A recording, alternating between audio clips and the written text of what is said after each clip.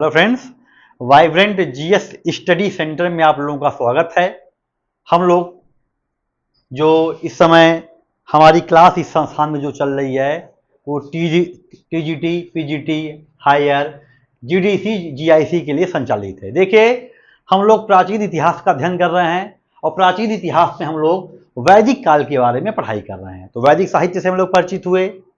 वैदिक साहित्य में हम लोग ऋग्वेद पढ़े। ऋग्वेद के में चारों वेदों का अध्ययन हम लोगों ने किया, उनके ब्राह्मण ग्रंथ पढ़े, आर्यायक ग्रंथ पढ़े और उपनिषद ग्रंथ हम लोग पढ़े। और हम लोग धीरे धीरे हमारी यात्रा बढ़ती है और हम लोगों ने वैदिक कालीन राजनीतिक जीवन के बारे में अध्ययन किया। देखिए, राजनीतिक जीवन के बारे में हम लोगों ने तुलनात्मक अध्ययन किया, पूर्व वैदिक काल के राजनीतिक जीवन के बारे में या और उत्तर वैदिक काल के राजनीतिक जीवन के बारे में हम लोगों ने पढ़ा। दोनों की हम लोगों ने तुलना किया, कैसे पूर्व वैदिक काल का राजनीतिक जीवन कैसे विकसित हुआ और उत्तर वैदिक काल में कैसे जन से जनपद बना, इसकी हम लोगों ने चर्चा किया। आज हम लोग वैदिक काल के सामाजिक जीवन के बारे में पढ़ेंगे। देखिए, सामाजिक जीवन किसी भी इतिहास का बड़ा महत्वपूर्ण पहलू होता है। किसी भी संस्कृति को समझना है तो उसके सामाजिक जीवन को समझना पड़ेगा। तो हम आज वैदिक कालीन सामाजिक जीवन का अध्ययन करेंगे। देखिए, अध्ययन की सुविधा के लिए वैदिक काल के सामाजिक जीवन को समझने के लिए और आप लोगों के अध्ययन की सुविधा के लिए इस सामाजिक जीवन को हम 5 भागों में बांट दिए हैं। सबसे पहला भाग क्या है? परिवार है। किसी भी समाज का जो विकास होगा, जो डेवलप होगा, वो परिवार से होगा। परिवार समाज की मूलभूत इकाई होती है। परिवार के बाद हम स्त्रियों की दशा पे चर्चा कर लेंगे, विवाह के पे चर्चा कर लेंगे। इसके साथ साथ हम देखेंगे वैदिक काल में एक जो नई व्यवस्था, वर्ण व्यवस्था आती है, उसकी हम लोग चर्चा कर लेंगे और दास प्रथा के बारे में भी कुछ जान लेंगे। और वैदिक काल के सामाजिक जीवन के ही अंतर्गत खान पान आएगा, वस्त्र आएगा। वैदिक काल लोग कैसा वस्त्र पहनते थे, क्या खाते पीते थे, क्या उनका जीवन शैली क्या थी, मनोरंजन के साधन क्या थे, सब पे हम एक एक चर्चा करेंगे। तो आज के टॉपिक में हम उन्हीं बिंदुओं को उठाए हैं, उसी टॉपिक को उठाए हैं जहां से क्वेश्चन बनता है और जहां से आपका कॉन्सेप्ट क्लियर हो। देखिए, संस्थान के बच्चों के द्वारा जो यहाँ अध्ययन कर रहे हैं, एक डिमांड हो रही है कि सर क्वेश्चन पैटर्न पे कुछ पढ़ाइए। तो हम कोशिश हमारी यही रहेगी कि आने वाले क्लास में हम अब धीरे धीरे जो हम चैप्टर के साथ साथ आपका कॉन्सेप्ट भी क्लियर करेंगे, उसके साथ साथ हम क्वेश्चन भी आपको जो परीक्षा में टीजीटी पीजीटी परीक्षा में जो क्वेश्चन आते हैं उस पैटर्न से भी परिचित कराएंगे। तो हम आपको एक होमवर्क देंगे, आप घर से पढ़ के आइए और हम आपको क्वेश्चन सॉल्व कराएंगे, महत्वपूर्ण तथ्यों को सॉल्व कराएंगे। उस क्वेश्चन की व्याख्या में अनेक प्रश्न मिलेंगे, उसको भी हम आपसे सॉल्व कराएंगे। आप उसको नोट करिए, उसका अध्ययन करिए। परीक्षा उपयोगी सारे महत्वपूर्ण तथ्य हैं, क्योंकि एग्जाम बहुत ज़्यादा दूर नहीं है, एग्जाम निकट है, इसलिए आपको अब महत्वपूर्ण तथ्यों से परिचित कराना होगा जो कि आपकी परीक्षा के लिए उपयोगी सिद्ध हों। देखिए, आज हम वैदिक कालीन सामाजिक जीवन के बारे में पढ़ेंगे। उसमें सबसे पहले हम परिवार को लेते हैं। देखिए, वैदिक काल का जो समाज था, जो वहां की सामाजिक व्यवस्था थी, उसका जो आधार था वह परिवार था। पितृसत्तात्मक परिवार था, पिता को ज्यादा अधिकार था, पूर्ण रूप से पितृसत्तात्मक परिवार था। पिता को एक प्रकार से विशेषाधिकार प्राप्त था। पिता को इतना अधिकार प्राप्त था कि वह अपने संतान का क्रय विक्रय भी कर सकता था। लेकिन इसके अपवाद ही मिलते हैं, बहुत कम उदाहरण मिलते हैं। हम यदि वैदिक साहित्यों का अध्ययन करते हैं तो एक प्रकार से सामाजिक सामंजस्य था। परिवार में पिता का पुत्र का पुत्री के प्रति एक स्नेह था, एक प्रेम था। सभी लोग एक कुटुंब में रहते थे। दादा नाना नानी चाचा चाची सब लोग एक साथ रहते थे। इस प्रकार हम कह सकते हैं कि ऋग्वैदिक काल का जो परिवार था, एक प्रकार से संयुक्त परिवार की प्रथा थी। संयुक्त परिवार की प्रथा थी। पितृसत्तात्मक समाज था। समाज में पिता का स्थान सर्वोपरि था। लेकिन इसका यह मतलब कतई नहीं है कि वैदिक काल में महिलाओं की स्थिति खराब थी। आपको आगे बताएंगे कि पूरे प्राचीन भारतीय इतिहास में यदि देखा जाए तो जो सबसे अच्छी स्थिति थी वह महिलाओं की वैदिक काल में थी, क्योंकि आप देखेंगे अनेक विदुषी वैदिक महिलाओं का जन्म इस समय होता है। उनका आप उनके बारे में पढ़ेंगे, तमाम विदुषी महिलाओं के बारे में पढ़ेंगे, उनकी रचनाओं के बारे में पढ़ेंगे। और सबसे बड़ी बात यह है कि वैदिक काल की महिलाओं का उपनयन संस्कार होता था। उपनयन संस्कार से ही उनको पुरुषों की भांति शिक्षा दी जाती थी। तो अभी हम परिवार के बारे में देखते हैं। देखिए, परिवार का, समाज का आधार परिवार था। जो परिवार का प्रमुख होता था, पिता होता था। पिता के न रहने पे बड़ा भाई परिवार के दायित्वों का निर्वहन करता था। कहने का तात्पर्य है कि जो बड़ा भाई था, पिता के न रहने पर वही एक प्रकार से परिवार का अभिभावक होता था। तो पिता या बड़ा भाई को क्या कहते थे? कुलप या गृहपति की संज्ञा दी जाती थी। पिता के अधिकार थे, पिता के विशेषाधिकार थे, बड़े भाई का विशेषाधिकार था, और उन्हें कुलप या गृहपति की संज्ञा से संबोधित किया जाता था। संयुक्त परिवार की प्रथा थी। परिवार में अनेक लोग, चाचा, नाना, नानी, दादा, दादी, सब लोग एक साथ रहते थे। और सबसे बड़ी यह बात थी कि पिता कठोर दंड दे सकता था और अपनी संतानों का विक्रय भी कर सकता था। ऋग्वेद के अनेक श्लोकों से ऐसा मिलता है, ऐसा प्रमाणित होता है कि पिता का जो पुत्र अयोग्य सिद्ध होता था, जो पिता की नजरों में अयोग्य होता था, उसको पिता ने विक्रय किया या कठोर दंड दिया, यहां तक कि अंधा तक बना दिया था। तो परिवार में पिता की क्या महत्ता थी, इसकी हम लोगों ने किया। अब देखिए, हम लोग किसका अध्ययन करेंगे? हम लोग देखेंगे यहां पर स्त्रियों की क्या स्थिति थी, स्त्रियों की दशा कैसी थी। देखिए, आपको फिर से दोहरा रहे हैं कि ऋग्वैदिक काल का जो समाज था, उसमें स्त्रियों की दशा काफी अच्छी थी। यहाँ तक कि पूरे प्राचीन भारतीय इतिहास में सबसे अच्छी जो स्त्रियों की स्थिति थी, वह थी ऋग्वैदिक काल में। स्त्रियों की दशा काफी अच्छी थी। देखिए, उनका उपनयन संस्कार होता था और वैदिक काल में उन्हीं को शिक्षा प्राप्त करने का अधिकार था जिनका उपनयन संस्कार होता था। तो वैदिक काल में पहली बार स्त्रियों का उपनयन संस्कार होगा। उपनयन संस्कार से क्या फायदा होता था? पुरुषों की तरह वो भी शिक्षा प्राप्त करने की अधिकारी हो जाती थी। पुरुषों की तरह उनको भी शिक्षा मिलने लगती थी। इसके साथ ही साथ ऋग्वैदिक काल में अनेक विदुषी महिलाओं का उल्लेख है। लोपामुद्रा, घोषा, सिक्ता, विश्वारा, अपाला, निनाउरी। लोपामुद्रा, घोषा, सिक्ता, विश्वारा, अपाला, निनाउरी, यह विदुषी महिलाएं थी। किस काल की? वैदिक काल की। और दूसरी बात, यह जो महिलाएं थी वह सभा में भी भाग लेती थी और विदथ में भी भाग लेती थी। सभा कैसी, आपको बताए थे जब राजनीतिक संगठन पढ़ा रहे थे, उनका राजनीतिक जीवन पढ़ा रहे थे, तो सभा थी वह कुलीनों की संस्था थी। जो सभा थी वयोवृद्ध लोगों की संस्था थी। एक प्रकार से राजा को परामर्श देती थी। अनुभवी लोगों की संस्था थी।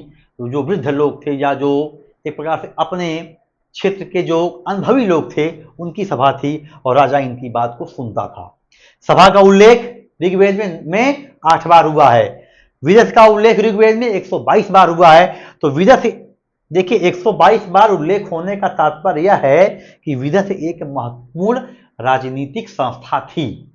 इसी के साथ साथ विदथ में महिलाएं भाग लेती थी। एक महत्वपूर्ण राजनीतिक संस्था में महिलाओं का भाग लेना यह दर्शाता है कि समाज में महिलाओं की स्थिति काफी अच्छी थी। विदथ का उल्लेख 122 बार हुआ, लेकिन इसी के साथ साथ महिलाएं समिति में भाग नहीं लेती थी। इसका तात्पर्य क्या हुआ कि महिलाएं राजा के चुनाव में भाग नहीं लेती थी। महिलाएं अपने पतियों के साथ यज्ञ इत्यादि काम करती थी, कर्मकांडों में भाग लेती थी, पूजा पाठ में भाग लेती थी, समिति सभा में भाग लेती थी, विदथ में भाग लेती थी, लेकिन समिति में भाग नहीं लेती थी। प्रश्न पूछेगा कथन कारण देके कि ऋग्वैदिक काल में महिलाओं की काफी अच्छी स्थिति थी। नीचे दे देगा कि ऋग्वैदिक काल की महिलाएं सभा, समिति एवं विदथ में भाग लेती थी। अब आपको बताना ए सही है, आर सही है, ये दोनों की व्याख्या कर रहा है कि ये गलत है कि आर सही है। तो पहला सही है, ये सही है कि ऋग वैदिक काल में महिलाओं की स्थिति काफी अच्छी थी, लेकिन महिलाएं सभा और विजस में तो भाग लेती थी, लेकिन समिति में भाग नहीं लेती थी। इसलिए आर कारण कथन तो सही है, कारण गलत है। ठीक, इस तरह के प्रश्न बनेंगे। देखिए, एक बड़ा क्रांतिकारी परिवर्तन हुआ था ऋग वैदिक काल में। 1500 ईसा पूर्व से लेके 1000 ईसा पूर्व तक जो सभ्यता चलती है, उसमें महिलाओं को नियोग प्रथा से उत्पन्न संतान प्राप्त करने का अधिकार था। जो जिन स्त्रियों के पति का देहांत हो जाता था, वह स्त्रियां नियोग प्रथा से संतान की उत्पत्ति कर सकती थी, समाज में उसको मानता थी। तो ऐसी संतानों को क्या कहा जाता था? पूछा जाता है परीक्षा में कि नियोग प्रथा से उत्पन्न संतान को ऋग वैदिक काल में क्या कहते थे? तो नियोग प्रथा से उत्पन्न संतान को ऋग वैदिक काल में क्षेत्रज कहा जाता था। नियोग प्रथा का प्रचलन, उपनयन संस्कार, पर्दा प्रथा का न होना, सती प्रथा का न होना, बाल विवाह का न होना, यह क्या दर्शाता है कि ऋग वैदिक काल की महिलाओं को काफी अधिकार मिले हुए थे, जो आज के वर्तमान समय की महिलाओं को नहीं मिले हुए हैं। दूसरी बात कि महिलाओं को वर चुनने की आजादी थी। बाल अवस्था में शादी विवाह नहीं होता था, वर चुनने की आजादी थी। आज के समाज में किसी भी लड़की की शादी होती है, या किसी भी स्त्री की, किसी भी लड़की का वैवाहिक कार्यक्रम होता, शादी होती है, उसमें ज़्यादातर 80% मामले में लड़कियों की राय नहीं ली जाती है। परिवार का जो डिसीजन होता है वही मान्य होता है। 20% समाज बदला है, आजकल नए नए कॉन्सेप्ट आ गए हैं। लड़कियां, भाई भूमंडलीकरण का समय है, तमाम चीज़ों से समाज प्रभावित हो रहा है, तो लड़कियां अपने वर का चुनाव खुद कर लेती हैं। लेकिन आज भी 80% वर चुनने में परिवार की सहमति अनिवार्य होती है। लेकिन ऋग वैदिक काल में वर चुनने में लड़कियों को प्राथमिकता दी जाती थी, लड़कियों को वर चुनने का अधिकार था। लड़कियां यदि कह देती थी कि यह जो इससे आप हमारी शादी कर रहे हैं हमारे योग्य नहीं है, तो परिवार दबाव नहीं डालता था कि आप उससे शादी करिए। तो क्या बताता है, उस समय का जो समाज था महिलाओं के अधिकार के लिए काफी उसने काम किया। महिलाओं के अधिकार ऋग वैदिक काल के समाज में काफी ज्यादा मिले हुए थे। तो नियोग प्रथा, इसी के साथ साथ देखिए कुछ ऐसे उदाहरण मिलते हैं ऋग वैदिक काल में। कुछ ऐसी लड़कियां थी, कुछ ऐसी स्त्रियां थी जो जीवन भर कुंवारी रहती थी। वो शादी विवाह नहीं करती थी, वह जाती थी गोकुल में अध्ययन करती थी, गुरुकुल में जाके अध्ययन करती थी, और उनको क्या कहते थे? उनको अमाजू कहते थे। तो नियोग प्रथा से उत्पन्न संतान को क्षेत्रज कहा जाता था, और जो लड़कियां जीवन भर कुंवारी रहती थी उनको अमाजू की संज्ञा से संबोधित किया जाता था। ये टीजीटी पीजीटी में यहाँ से प्रश्न आए हुए हैं। इसी के साथ साथ दहेज प्रथा का प्रचलन नहीं था, बाल विवाह का प्रचलन नहीं था, पर्दा प्रथा का प्रचलन नहीं था, सती प्रथा का प्रचलन नहीं था। इस तरह के कोई भी उदाहरण आपको ऋग वैदिक काल के समाज में नहीं दिखाई पड़ते हैं। आगे आप जैसे बढ़ेंगे उत्तर वैदिक काल के समाज की तरफ, सूत्र काल के समाज की तरफ, जैसे जैसे आपका समाज बढ़ेगा, जैसे जैसे आपकी संस्कृति आगे बढ़ेगी, वैसे वैसे समाज में महिलाओं की स्थिति काफी कमजोर होती जाएगी। पूरे प्राचीन भारतीय इतिहास में सबसे अच्छी जो महिलाओं की स्थिति थी वो किसमें थी? वह थी ऋग्वेद काल में। अब देखिए, अभी हम लोग परिवार पढ़े, स्त्रियों की दशा पढ़े, अब हम विवाह का अध्ययन कर लेते हैं। देखिए, ऋग्वैदिक काल में जो विवाह था पवित्र संस्कार था। हम आपको आगे संस्कार बताएंगे, 16 संस्कार के बारे में पढ़ाएंगे, उसमें विवाह भी बताएंगे। तो ऋग्वैदिक काल में जो विवाह था एक पवित्र संस्कार होता था। इसी के साथ साथ वर वधू को सम्मिलित रूप से अर्भ की संज्ञा दी जाती थी। अर्भ, वर वधू को क्या कहते थे? सम्मिलित रूप से अर्भ की संज्ञा से संबोधित करते थे। इसी के साथ साथ ऋग्वेद में महिलाओं के प्रति इतना सम्मान था कि उन्हें जायद स्तंभ अर्थात पत्नी ही गृह है, पत्नी ही घर है, उसकी अर्धांगिनी ही घर है, उसकी धर्मपत्नी ही घर है, कहने का तात्पर्य है यह स्टेटमेंट जो है यह महिलाओं के महत्व को, पत्नी के महत्व को दर्शाता है। तो ऋग वैदिक काल में ऐसे उदाहरण मिलते हैं। और दो प्रकार के विवाह प्रचलित थे, अनुलोम विवाह, प्रतिलोम विवाह। अनुलोम विवाह में जो पुरुष होता था उच्च वर्ण का होता था, जो महिला होती थी निम्न वर्ण की होती थी। जैसे पुरुष ब्राह्मण वर्ण का हो जाए, महिला क्षत्रिय वर्ण की हो जाए तो अनुलोम विवाह हो गया। प्रतिलोम विवाह होते थे, पुरुष निम्न वर्ण का होता था, महिलाएं उच्च वर्ण की होती थी। जैसे यदि महिला क्षत्रिय हो जाए, पुरुष क्या नाम है वो महिला पुरुष क्या नाम है क्षत्रिय हो जाए, महिला ब्राह्मण हो जाए, तो ऐसे विवाह को प्रतिलोम विवाह कहते थे। समाज में ऐसे उदाहरण मिलते हैं। कुछ काल में अनुलोम विवाह भी प्रचलित था, प्रतिलोम विवाह भी प्रचलित था। आगे हम आपको जब विवाह के 8 प्रकार बताएंगे तो उसमें अलग अलग बताएंगे कौन से विवाह समाज में मान्य थे, कौन से विवाह समाज में मान्य नहीं थे। सबको जो उत्तर वैदिक काल का समाज आपको बताएंगे तो उसमें हम 8 प्रकार के विवाह की चर्चा करेंगे। अभी आप यहाँ जानिए कि ऋग वैदिक काल में अनुलोम विवाह, प्रतिलोम विवाह का प्रचलन था। तो समाज में हम लोग परिवार पढ़े, स्त्रियों की दशा पढ़े, विवाह के बारे में अध्ययन किए। अब देखिए सबसे महत्वपूर्ण जो सामाजिक परिवर्तन होता है, जो पहली बार दिखाई पड़ता है, आप देखेंगे वर्ण व्यवस्था की उत्पत्ति इसी ऋग्वैदिक काल में होती है। देखिए क्योंकि ऋग्वेद का जो 10वां मंडल है, बड़ा महत्वपूर्ण मंडल है, इसका एक पुरुष सूक्त है, उसमें पहली बार वर्ण व्यवस्था का पहली बार उल्लेख मिलता है। कहा जाएगा कि विराट पुरुष के मुख से ब्राह्मण, भुजाओं से क्षत्रिय, जंघे से वैश्य और पैर से शूद्रों की उत्पत्ति होगी। तो शूद्र शब्द का पहली बार प्रयोग कहां मिलेगा? ऋग्वेद के पुरुष सूक्त के 10वें मंडल के पुरुष सूक्त में पहली बार चारों वर्णों का उल्लेख मिलेगा। शूद्र शब्द का पहली बार उल्लेख भी इसी पुरुष सूक्त में ही मिलता है।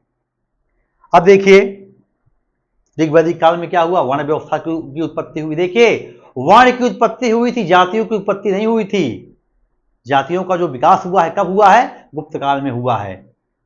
आप देखेंगे कायस्थ नामक नई जातियों का उदय होगा, आपको पढ़ाएंगे याज्ञवल्क्य की स्मृति में कायस्थ नामक नई जाति की उत्पत्ति बताई जाएगी। लेकिन ऋग्वेद में पहली बार आपको चारों वर्णों का उल्लेख मिलेगा। इसी के साथ साथ एक ऋग्वेद का 9वां मंडल है, उसमें एक व्यक्ति कहता है कि मैं कवि, मेरा पिता वैद्य और मेरी माँ आटा पीसने वाली है। अर्थात अलग अलग काम लोग करेंगे लेकिन साथ में रहेंगे। इसका मतलब क्या हुआ? वर्ण व्यवस्था का जो आधार है क्या है? कर्म है। वर्ण विभाजन का जो आधार है, कर्म के आधार पे वर्ण का विभाजन हुआ है। वर्ण व्यवस्था का आधार कर्म है। तो वर्ण व्यवस्था की उत्पत्ति, स्त्रियों की दशा, विवाह, परिवार, इसकी यह वैदिक काल के सामाजिक जीवन की मुख्य ही घटक थे। दास प्रथा पर चर्चा कर लें। देखिए बहुत ज़्यादा जानकारी तो दास प्रथा की नहीं मिलती है, लेकिन कुछ जानकारियां मिलती हैं कि जो ऋग्वैदिक काल का जो समाज था उसमें दास प्रथा का प्रचलन था। दास पुरुष भी होते थे, दास स्त्रियां भी होती थी। दासियों का क्रय विक्रय होता था। दासियों को पुरोहितों को गुरु दक्षिणा के रूप में दे दिया जाता था, उनकी सेवा इत्यादि करें। दासियां देवताओं की सेवा के लिए भी होती थी। तो कहने का तात्पर्य है कि ऋग्वैदिक काल में पुरुष एवं स्त्री दोनों प्रकार के दासों का प्रचलन मिलता है। इसी के साथ साथ दास प्रथा भी ऋग्वैदिक काल में विद्यमान थी। अगली हम क्लास में हम ऋग्वैदिक काल के खान पान, आभूषण, वस्त्र की चर्चा करेंगे। इसी के साथ साथ हम आपको क्वेश्चन फॉर्मेट में, प्रश्न उत्तर के फॉर्मेट में अगली क्लास से हमारी यही कोशिश रहेगी कि हम पढ़ाना स्टार्ट करेंगे। धन्यवाद।